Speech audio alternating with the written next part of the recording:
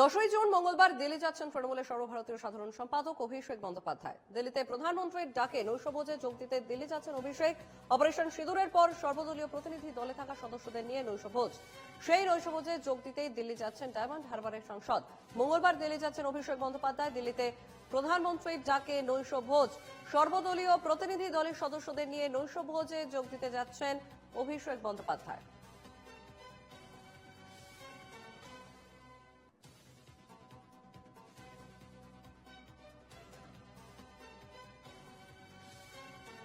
মঙ্গলবার দিল্লি যাচ্ছেন অভিষেক বন্দ্যোপাধ্যায়। দিল্লিতে প্রধানমন্ত্রীর ডাকে নৈশভোজের আয়োজন, সর্বদলীয় প্রতিনিধি দলের সদস্যদের নিয়ে নৈশভোজের ডাক মোদির।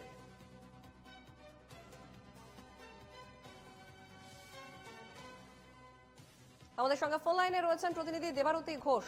বিস্তারিত জানবো। দেবারতী, 10ই জুন মঙ্গলবার দিল্লি যাচ্ছেন তৃণমূলের সর্বভারতীয় সাধারণ সম্পাদক।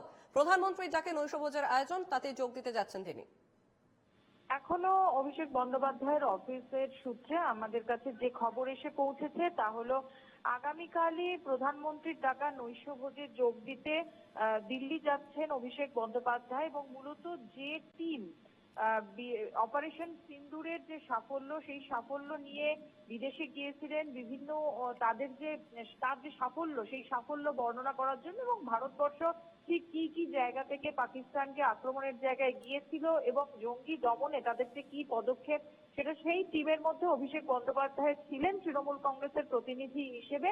এবং কিরণ রিজিজুর অফিস থেকে তার কাছে ফোন এসেছিল এই নৈশভোজে যোগ দেওয়ার জন্য। প্রধানমন্ত্রী তিনি চেয়েছেন যে অভিষেক বন্দ্যোপাধ্যায় এই নৈশভোজে যোগদান করুন, এবং এখনো পর্যন্ত পাওয়া খবর অনুযায়ী আগামীকাল এই নৈশভোজে যোগ দিতে অভিষেক বন্দ্যোপাধ্যায় দিল্লি যাচ্ছেন। বেশ, ধন্যবাদ দেবারতী। ফোন লাইনে ছিলেন প্রতিনিধি দেবারতী ঘোষ।